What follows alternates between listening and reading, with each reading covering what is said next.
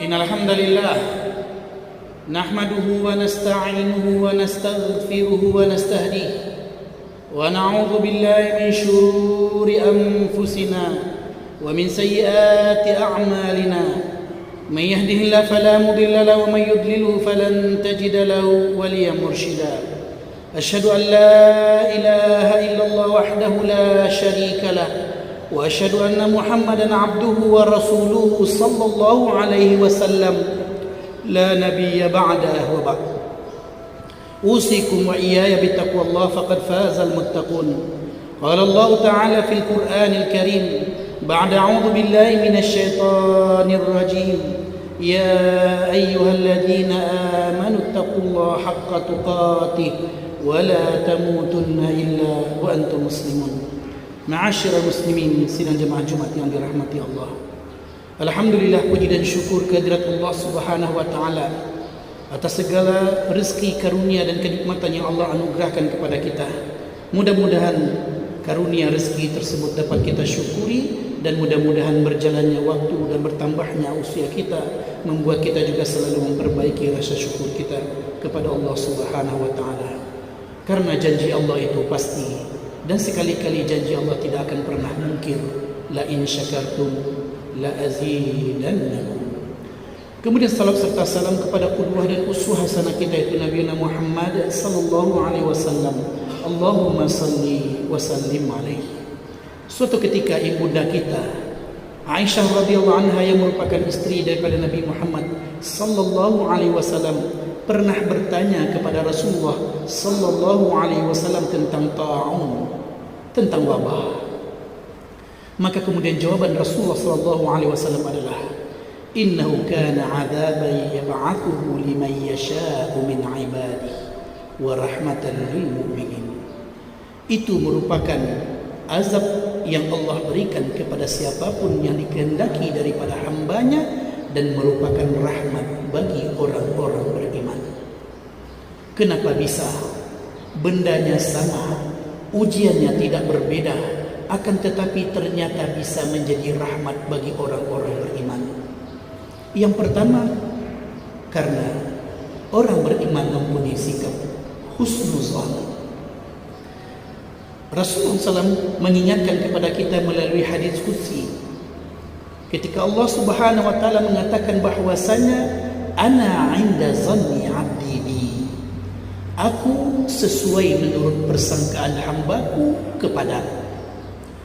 Oleh karenanya, mungkin saja di sebalik satu ujian yang Allah berikan kepada kita, mungkin saja di sebalik ujian yang Allah berikan kepada keluarga kita, Allah siapkan jalan keluar yang cukup banyak, bahkan mungkin kenikmatan yang akan kita peroleh. Oleh karenanya, orang beriman tidak akan pernah stres dalam kehidupan ini. Walau seberapa berat pun ujian dalam dunia kerjanya, walau seberapa berat pun ujian yang dihadapi dalam keluarganya, walau seberapa berat pun ujian yang dihadapi dalam kehidupannya, dia sangat yakin bahwasanya fa inna ma'al usri yusra, inna ma'al usri yusra. Di sebalik satu kesedihan, di sebalik satu kesempitan, Allah siapkan jalan keluar yang begitu banyak. Sebagaimana juga kita yakin bahwasanya kadang-kadang di sebalik ujian yang Allah berikan, ada pintu kenikmatan yang Allah bukakan. Kalau istilah yang ada di Minang, sengsara membawa nikmat, bisa saja anak yang kehilangan ayahnya pada waktu kecil merupakan ujian yang berat baginya. Oleh orang lain dianggap bahwasanya itu merupakan tekanan hidup baginya. Namun ternyata itu juga cara bagi Allah Subhanahu wa taala untuk membuat anak kemudian cepat mandiri, untuk membuat anak lebih berbakti kepada ibunya, karena dia mendapati ibunya lah yang telah membesarkannya dengan penuh susah payah. Maka makna seperti ini juga yang kita bawa pada waktu pandemi COVID-19 ini. Banyak kesempitan yang akan kita dapatkan karena kita tidak seleluasa sebagaimana seleluasanya sebelum COVID-19 ini datang. Namun apakah kita akan hidup dengan segala penuh, dengan segala bentuk kecaman yang ada, dengan segala bentuk kata-kata yang tidak bagus yang ada? ataukah kita kemudian melihat dari sisi positif yang ada? Mungkin saja di sebalik pandemi COVID-19 yang kita temui, Allah ingin kuatkan rumah tangga kita. Bisa saja pondasi rumah tangga yang kita punyai hanya pondasi untuk satu bangunan di atasnya, sehingga kalaulah ujian berat datang ke rumah tangga tersebut, niscaya perceraianlah yang terjadi. Namun ternyata dengan pandemi COVID-19 ini, Allah berikan waktu yang banyak kita untuk dengan keluarga. Mungkin saja pondasi-pondasi rumah tangga kita cukup sebagaimana pondasi-pondasi hotel-hotel yang dibangun dengan tingkat yang begitu tinggi, maka pastilah pondasinya juga semakin dalam.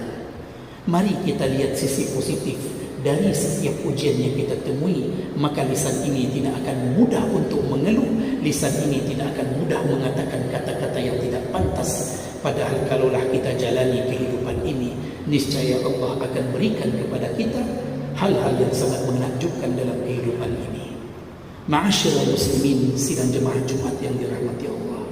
Yang kedua, yang terakhir dari khutbah singkat kita pada kali ini, ternyata Allah ingatkan dan Rasulullah SAW juga ingatkan dalam hadis tadi, bahwasanya kelebihan orang beriman adalah bahwasanya dia yakin alla yusibahu illa ma kataballahu lahu.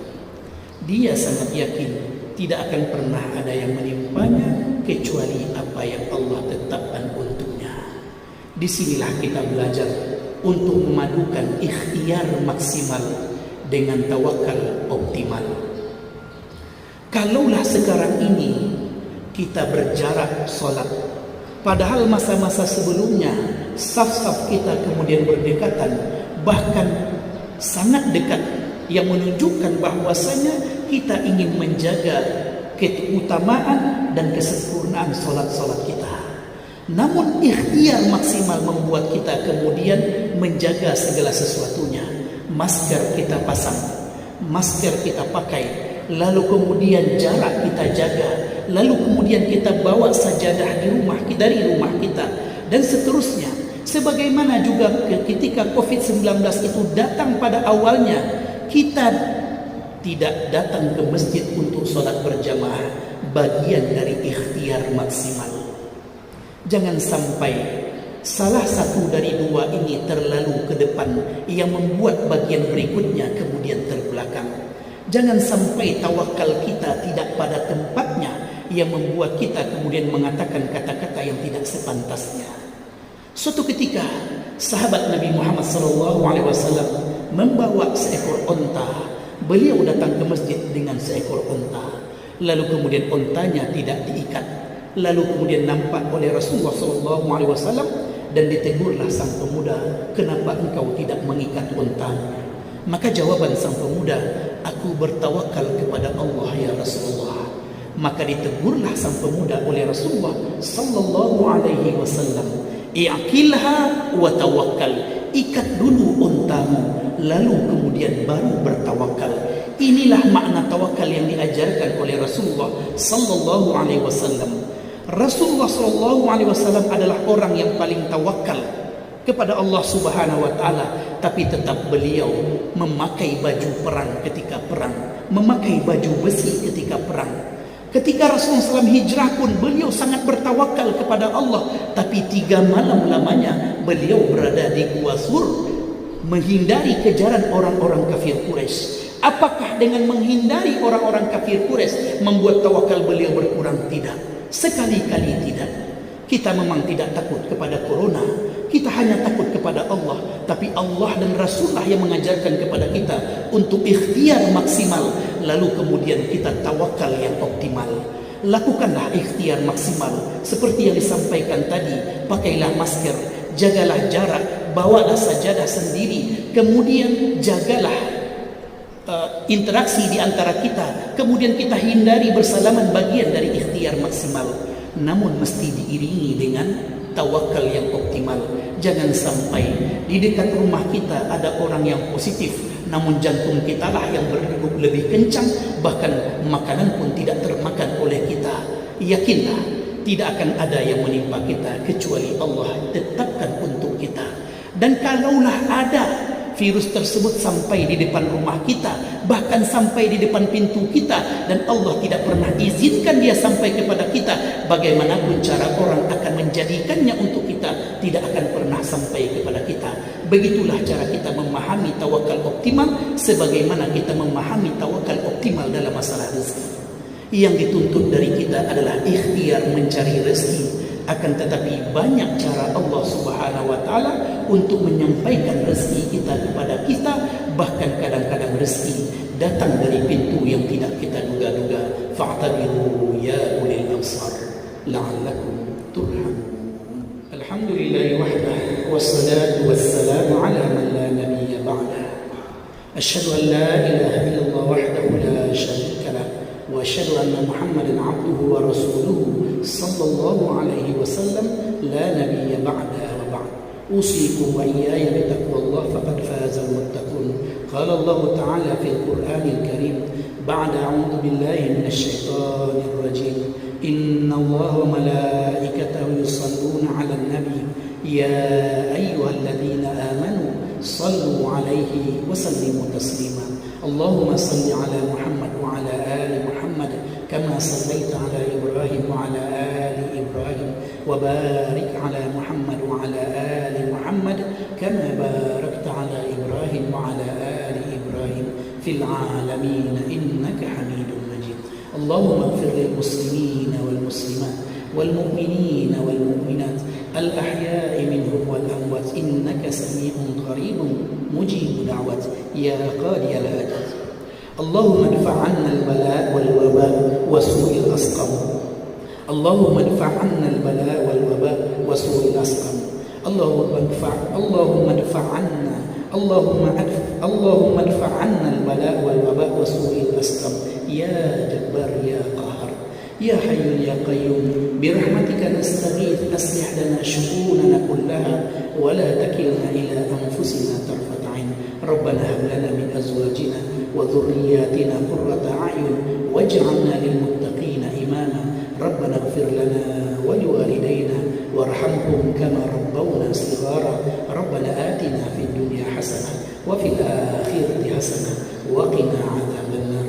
سبحان ربنا رب العزة عما يصفون والسلام على المرسلين والحمد لله رب العالمين. إن الله يأمر بالعدل والإحسان وإيتاء ذي القربى وينهى عن الفحشاء والمنكر والبغي يعظكم لعلكم تذكرون. ولذكر